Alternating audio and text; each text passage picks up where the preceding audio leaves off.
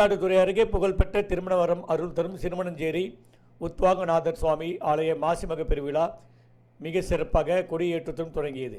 மயிலாடுதுறை மாவட்டம் குத்தாலத்தை அடுத்த திருமணஞ்சேரியில் புகழ்பெற்ற உத்வாகநாத சுவாமி திருக்கோயில் அமைந்துள்ளது.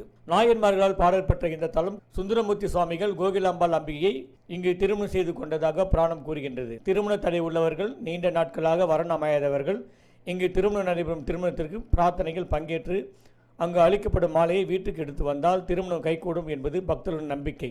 இந்த ஆலயத்தில் மாசி மக பெருவிழா இன்று காலை கொடியேற்றத்துடன் துவங்கியது.